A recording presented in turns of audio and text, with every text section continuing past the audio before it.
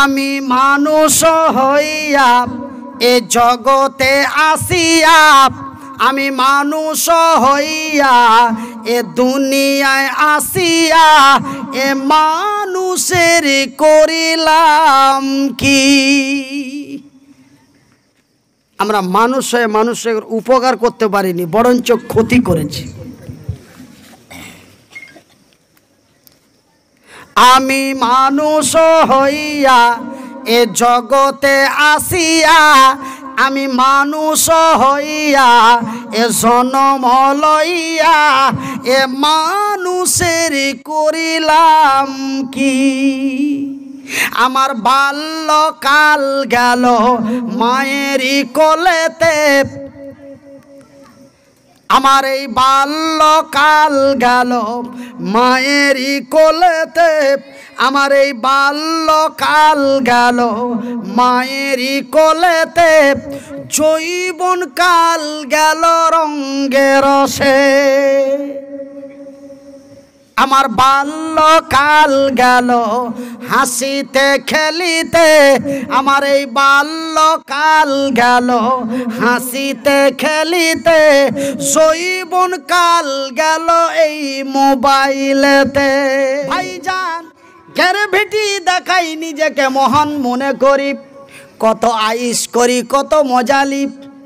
ভাইজান মেয়েদের নিয়ে এসে নাচাই, এই হলাম আমি মুসলমান। কিন্তু ওই আব্দুল ওজ্জাকে চাচা তার লক্ষ কোটি টাকার সম্পদ দিয়ে পয়সা বালা করে দিল, তবুও যেন আব্দুল ওজ্জার মনে শান্তি খুশি আসে না। তাকে কিছুই ভালো লাগে না, শুধু টেনশন করে কি করলে আমি নিজেকে শান্তি পাবো। এই ধন সম্পদটা কি পৃথিবীতে বিশাল? বিল্ডিং বাড়ি লক্ষ টাকাই কি বিশাল? না, এর পিছনে আরো কিছু আছে। এই তলাশ করতে করতে ওই আব্দুল ওজ্জা আমার নবী, আল্লাহর নবী, দয়ার নবী, বিশ্বের নবী, নবী মুহাম্মদুর রাসূলুল্লাহ বলুন সাল্লাল্লাহু আলাইহি ওয়াসাল্লাম, নবী যেই কথাগুলি মক্কার মাটিতে বলতেন, সেই কথাগুলি কিন্তু শোনার চেষ্টা করতে লাগলো বা শুনতে লাগলো। যেমন যেমন আমার কথা শোনার জন্য অনেকে লালায়িত, অনেক হিন্দু মানুষও কইছে লোকটা এরকম কথা কইছে কিরকম, দেখি একটু শুনি। তো ঠিক এমনই আব্দুল ওজ্জা নবীর কথা শুনতে লাগলো। যেখানেই নবীর আলোচনা হয় ও লোক করে যে শুনে, ও পরিচয় দেয় না যে আমি রামের বেটা কি রহিমের বেটা, এমন কোনো পরিচয় দেয় না। শুধু রাসূলের কথাগুলি শুনতে শুনতে ওর মনটা আরো উজাড় হয়ে গেল। তবে পৃথিবীতে টাকা পয়সা, ধন দৌলত, নারী গাড়ি বাড়ি সব বেকার। বউ যদি আজকে দামি শাড়ি পাই তবে আমারে সোনা বলে ডাক দিবে, আর যদি একটু হিলিম ডিলিম হয়ে যায় তো ভাতের থালি চালিয়ে দিবে। কি জি মিথ্যা কথা বললাম? কে ওকে যেদিন বিয়ে করেছো, একদম ভাটিয়া ভাষায় বাদিয়া ভাষায় কই, যেদিন বিয়ে করেছো সেদিন থেকে নিয়ে 7টা ছেলে হওয়া পর্যন্ত ওর কোনো অভাব করেনি, কিন্তু কাজে কামে কোনো একটা ডিস্টার্ব হয়ে গেছে, ওইখান থেকে নিয়ে 7 ছেলের মা পর্যন্ত মুচ্ছা তোর উঝিড়ে দিবে। বলে তুমি সারা জীবন আমাকে লেগলে করলে। কি জি আর এরকম কইছে, আর এ কথাটা কইবে এটা আল্লাহর নবী 1400 বছর আগেই বলে দিয়েছে, বুখারীর হাদিসে পাওয়া যায়। ঠিক ওরকম কইছে, ওর দুনিয়া করে দাও জায়গা, ওরা ফের কই জায়গা কই কিচ্ছু বুঝে না, ওর রাগ হয়ে যাবে ভাই, ওরাই কিন্তু বেশি পয়সা দিবে। হ্যাঁ আজকে জালসা দিয়ে দেবো, ওরা পয়সা বেশি দেবে, ওকে নিয়ে আসিস তো টাকা বেশি করে দেবো। আগে কয়ে যায় না তো বাবরকে পুছ করলাম, আর আগে পুছ করলাম কয়ে জালসা যদি ছোটো মোটো করে তো ওকে নিয়ে এসো, যতই হার উপরে রাখবো, ফের ময়া হার উপরে আলাদা আছে। মাশাআল্লাহ আলহামদুলিল্লাহ। হ্যাঁ তো ভাইজান, তবে আব্দুল ওজ্জা এমন করে নবীর কথাগুলি শুনতে শুনতে এই পৃথিবীতে তাকে আর কিছুই ভালো লাগে না। তার মনের মধ্যে জেগে গেল, হায়রে পৃথিবীর সমস্তই কিছু বেকার, তবে সেই স্বর্গ জান্নাতই হলো এক ভালো জায়গা। এই জান্নাতের লোভে পড়ে, নবীর প্রেমে পড়ে, ওই ছেলেবিলা পাছা দিকে পাঠাবো, লক্ষ্য করে থাকো। জান্নাতের লোভে পড়ে, নবীর প্রেমে পড়ে, ওই আব্দুল ওজ্জাব ঈমান এনে মুসলমান হয়ে যাব তার চূড়ান্ত সিদ্ধান্ত নিয়ে নিল। টাকা পয়সা ধন দৌলত লক্ষ কোটি টাকা তার নজরে আসলো না, শুধু আসলো আল্লাহ তার রাসূল। বাড়ি চলে গেল, বাড়িতে যে চাচাকে ডেকে বলল, গো চাচা, বলে কিরে বাজান কি হয়েছে? বলে বাপুজি, মুহাম্মদ বলে মক্কার মাটিতে কোনো ব্যক্তির নাম শুনেছ? চাচার কিন্তু মাথা বোমো করে উঠে লেগে হবে, তুই কি করছিস দেখলে? হঠাৎ করে ওই লোকটার নাম করছিস মানে? হ্যাঁ শুনেছি, তো কি হয়েছে? বলতে চাচা গো, ওই মুহাম্মদ যেই কথাগুলি মানুষের কাছে বলে, সেই কথাগুলি তোমাকে শুনতে কেমন লাগে? মাথা গরম হয়েছে। তোর কি মাথা খারাপ হয়ে গেছে? ইগলা কেনা কোচিত হঠাৎ করে রে ভাতিজা? হ্যাঁ শুনেছি, তো কি হয়েছে? তুইও শুনছিস নাকি? বলে হ্যাঁ। তো তোকে কেমন লাগছে? বলছে চাচা গো, নবী মুহাম্মাদের মুখ থেকে যখন দিনের কথাগুলি শুনতে পাওয়া যায়, আমি বড় আনন্দিত হয়ে উদাস হয়ে যাই। বিশ্বের লক্ষ কোটি টাকা আমার নজরে আসে না। নারায়ে তাকবীর। তবে ভাতিজা, তুই নাকি নবীর দিন কায়েম করবি। আসল জায়গাতে এবার হাত দিয়ে দিয়েছে। চাচা হাজার হোক বেশি বুদ্ধি, ভাতিজা যতই মুছুদ্দি হোক, হ্যাঁ, আর ভাতিজা যতই চালা হোক, বয়স হিসাবে কিন্তু চাচাই বেশি চালা। চাচা আসল জায়গায় হাত দিয়ে দিয়েছে। তবে কি তুই নবীর দিন প্রতিষ্ঠিত করবি? তুই নাকি নবীর দিন কায়েম করবি? তুই নাকি কালেমায়ে শাহাদাত পড়বি? বলে চাচা গো, আমি তো ঈমান এনে কালেমা পড়বই, চূড়ান্ত সিদ্ধান্ত।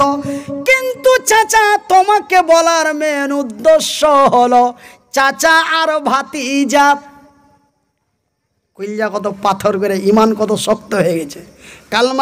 কালেমা পড়ার আগেই কইলজা তো শক্ত করে লেছে।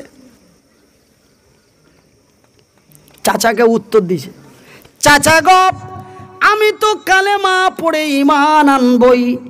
তোমাকে বলার উদ্দেশ্য হলো চাচা আর ভাতিজা একসাথে যদি ঈমান এনে কালেমা পড়তে পারতাম, আমি জানো নিজেকেই বড় কল্যাণময় হতাম।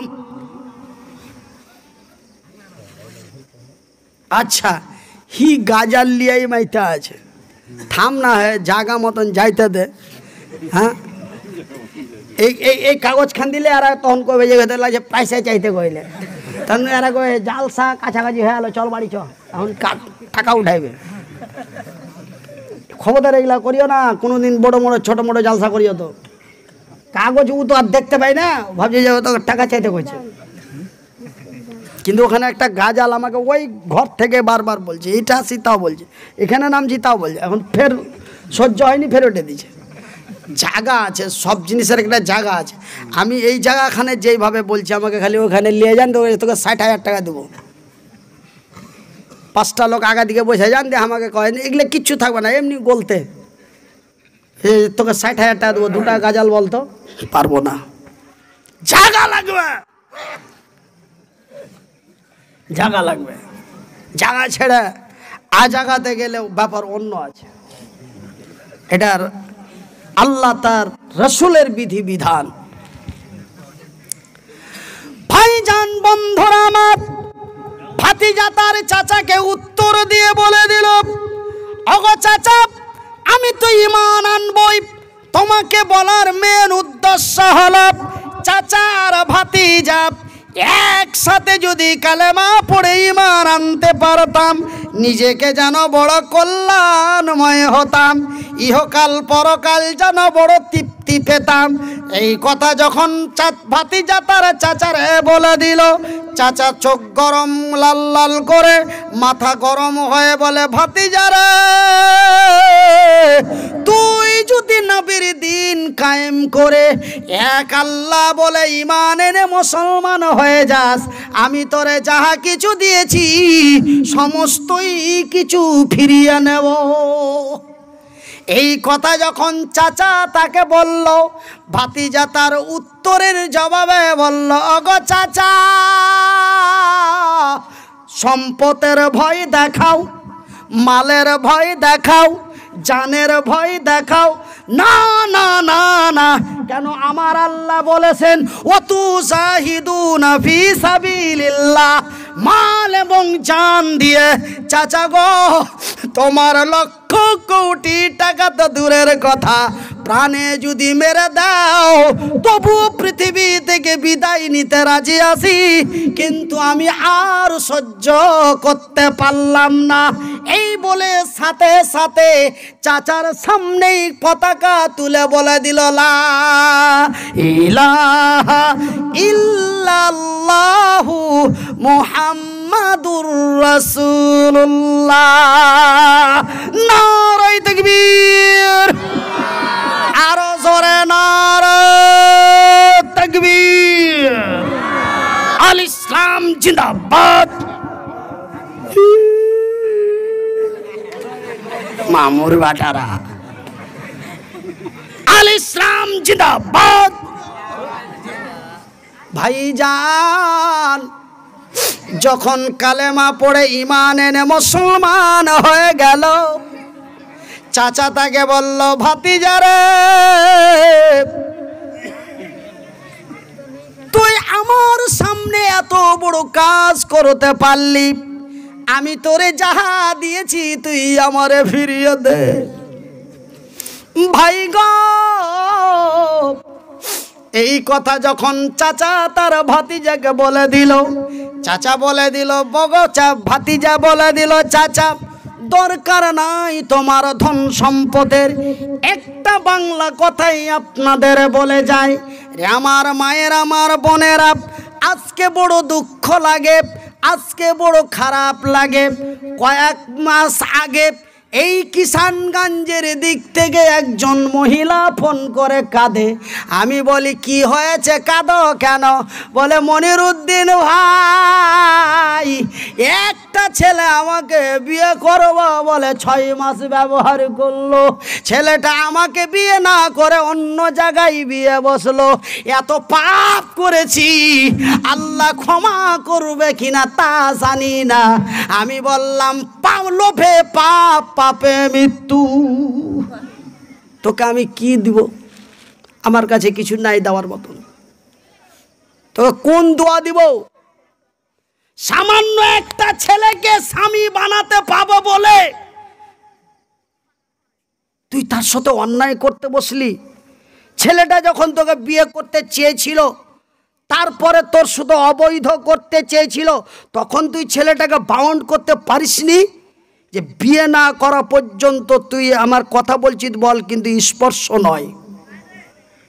তুই ভাবলি, লোভে পড়ে গেলি। কিন্তু ওই আব্দুল ওয়াসাব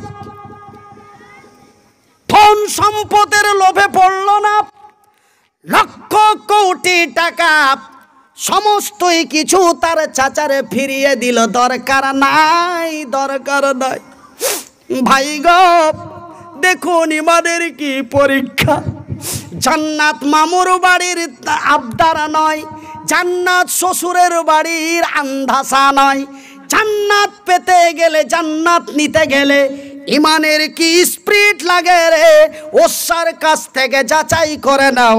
বন্ধুরে আমার, সমস্ত কিছু যখন ফিরিয়ে দেওয়া হলো, চাচা তার উত্তর দিয়ে বলে, ওরে ওজ্জা, তোর পরনে যেই জামাটা আছে, তোর পরনে যেই লুঙ্গিটা আছে, লুঙ্গির তলে যেই জাঙ্গিয়াটা আছে, পাঞ্জাবির তলে যেই গেঞ্জিটা আছে, পায়ের নিচে যেই চপ্পলটা আছে, ঘাড়ের উপরে যেই গামছাটা আছে রে, এইগুলিও আমার দেওয়া।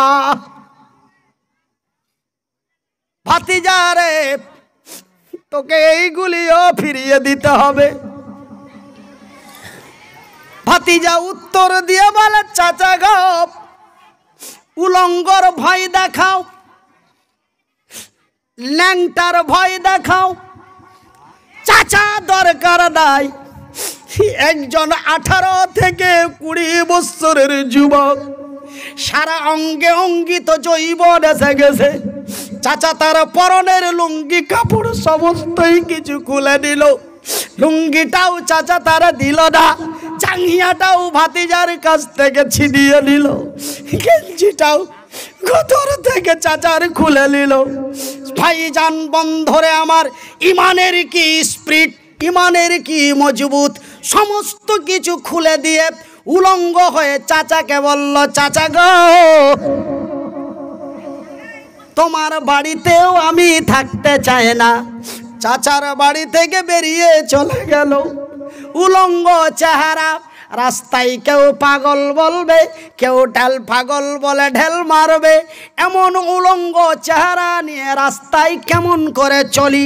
আমার আল্লাহ তো বলেছেন, আল্লাযীনা হুম লিফুরুজিহিম হাফিজুন। রে বিশ্ব জগতের নর নারীরা, তোমরা তোমাদের ইজ্জতের সারাম গায়ের হেফাজত করো।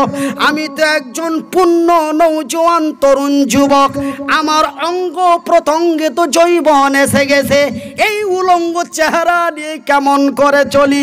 মাবুদ গো, তুমি তো রহমান, মাবুদ গো, তুমি তো রহিম, ও গো আল্লাহ, তুমি তো খালিক।